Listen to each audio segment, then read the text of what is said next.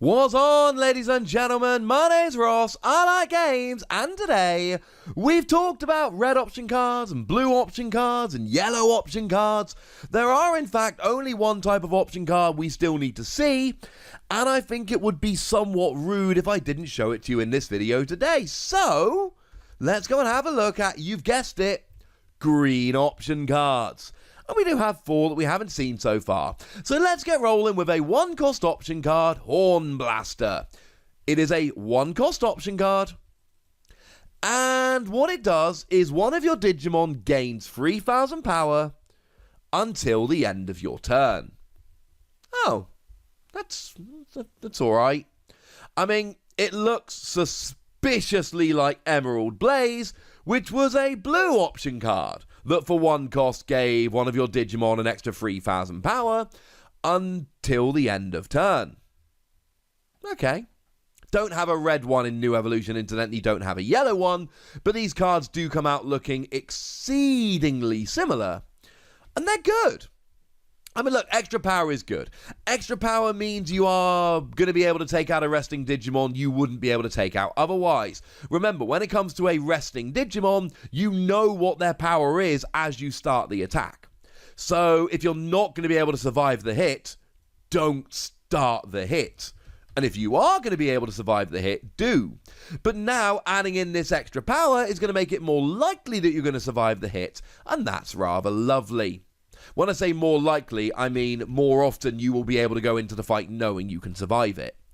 As for security cards, of course they are random. Security card gets revealed, you compare the power of that Digimon to yours. The security Digimon will go down and you'll also go down, but only if your power is equal to or less than. So add 3,000 power, you're more likely to survive.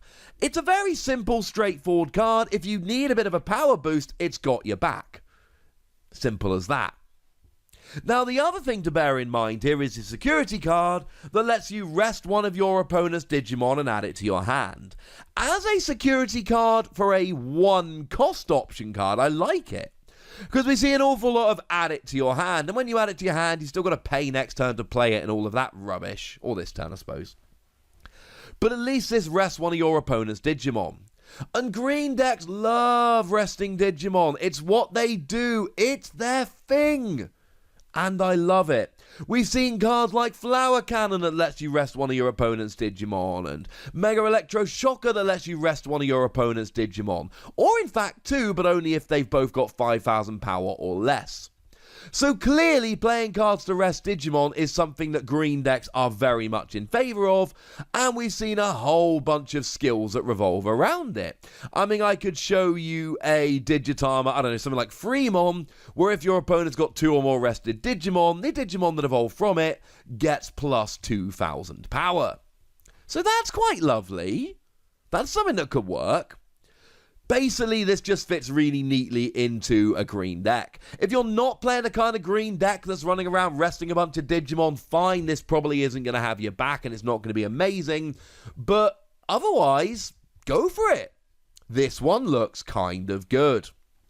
We can also have a little bit of a look at Potato Smasher, which, if this is the actual translated name, makes it one of my very, very favourite card names of any card game, not just Digimon. A 2-cost card, but it reduces the cost of evolving a level 5 green Digimon into a level 6 by 4 until the end of your turn. Now, don't get too excited. Firstly, it has no security. Boo! Secondly, it doesn't actually reduce it by 4.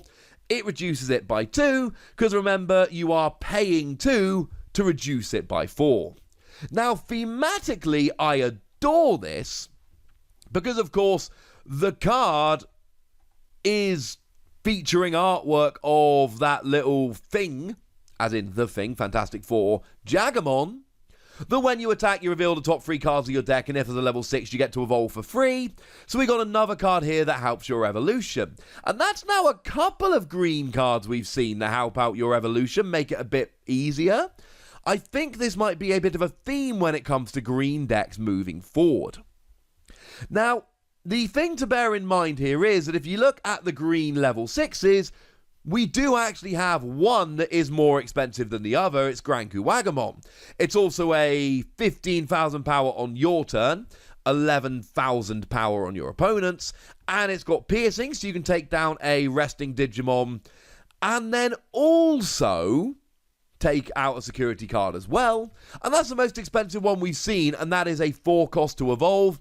So as it stands at the moment, and there is a bit of future proofing in the wording here, rather than saying evolve for free, they've said reduce it by 4. They know that at the moment it means you can evolve for free, but it just means that they are, in the future, if we have one that costs 6, 7, 8 to evolve, they have covered their back, rather than letting you have a broken interaction later on. It's just future proofing. At the moment, it lets you evolve into any level 6 for free. Obviously, that's a good thing. The problem is this becomes a fairly awkward card. Firstly, there's no security skill. Secondly, you've got to have the level 6 you want in your hand at the same time as Potato Smasher. And really what it ends up doing is being a 2 cost card that gives you +2 memory, when we could look over in the blue starter deck where they've got a 0 cost card that gains you an extra 1 memory, but if it comes out as a security card, it gives you an extra 2 memory.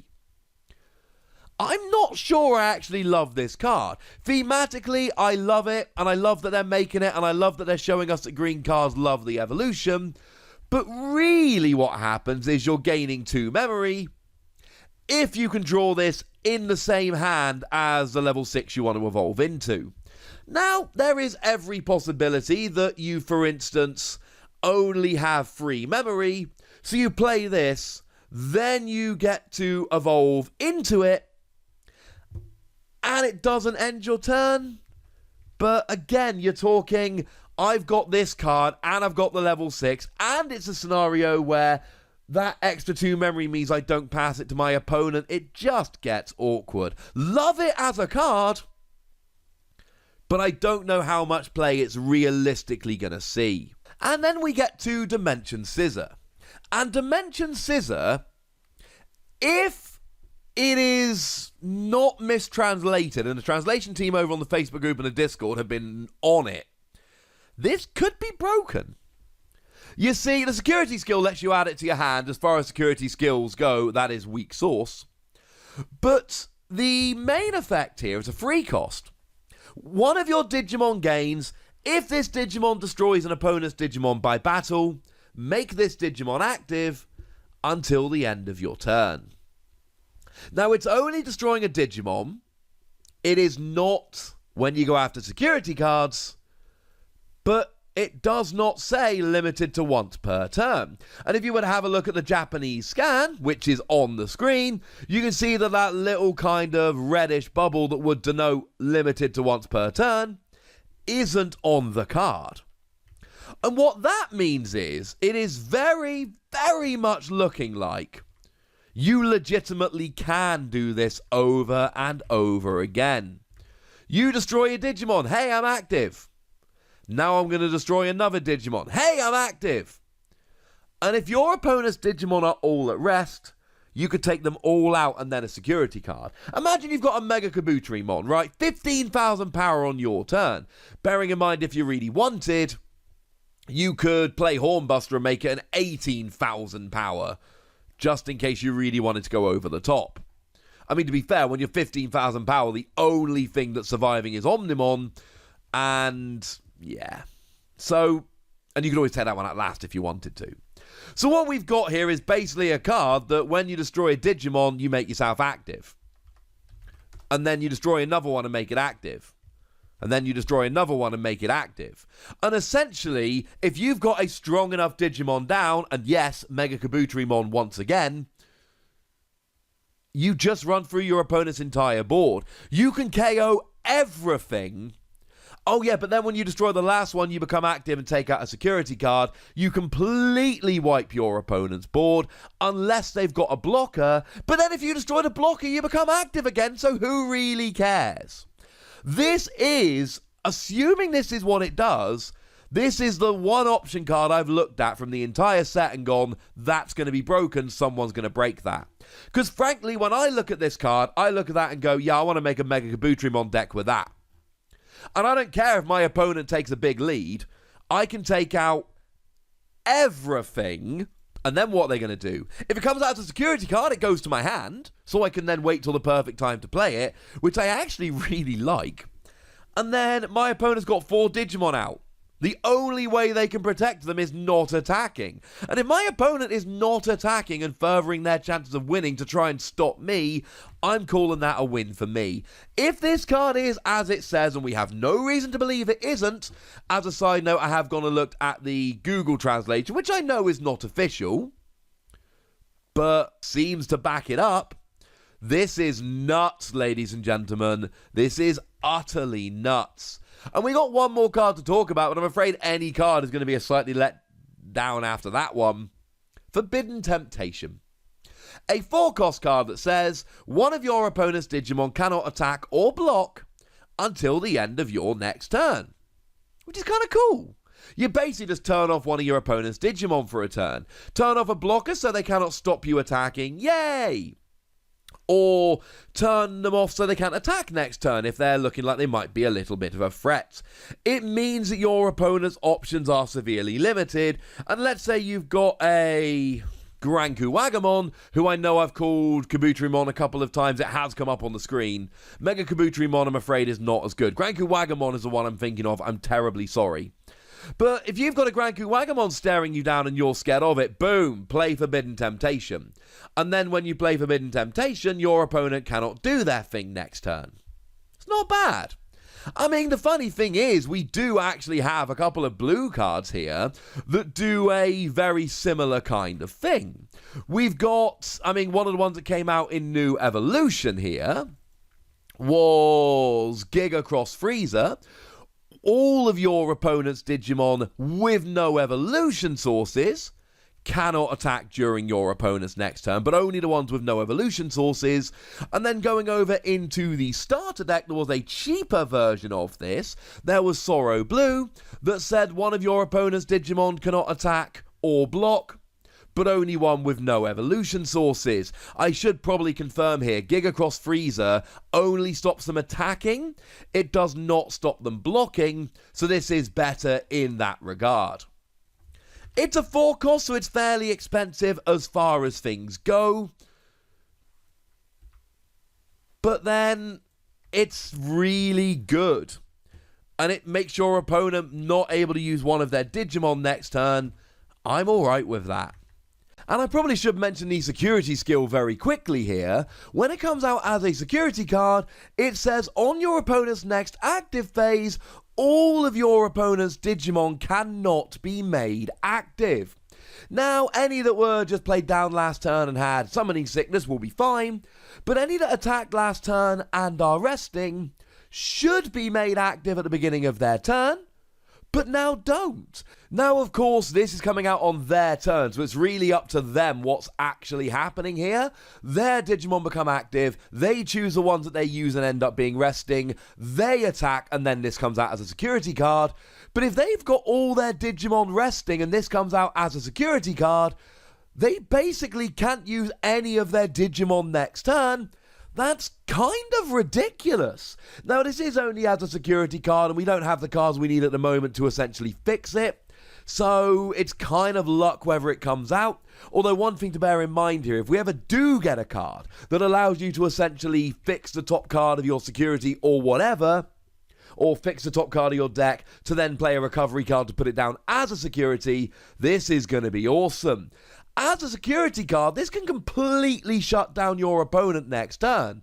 As a regular card, it's nice to be able to turn off one Digimon, but as a security card, it can give you basically a free turn, or at least a turn free from your opponent attacking. But I've just got to go back to Dimension Scissor here, which could be utterly broken. Maybe I'm exaggerating, maybe I'm misreading the card, maybe I'm misinterpreting it. In a way, I kind of hope I am. The wording we've got does not limit it to once per turn.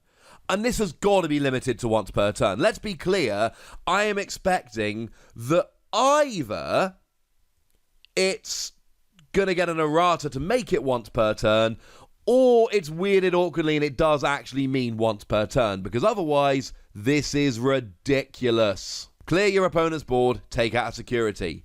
Ouch. Alrighty then, that's enough me gushing over green cards. I'd like to see you gush over some green cards, so let me know in the comment section. Go nuts! Me nice. And then make sure you like this video, subscribe to this channel, follow me on Twitter at the Wossy. That's where we talk Digimon and a whole bunch of other games. And please do consider checking out patreon.com/PTCG Radio, where you can support the channel, get some bonus podcasts, all kinds of fun stuff.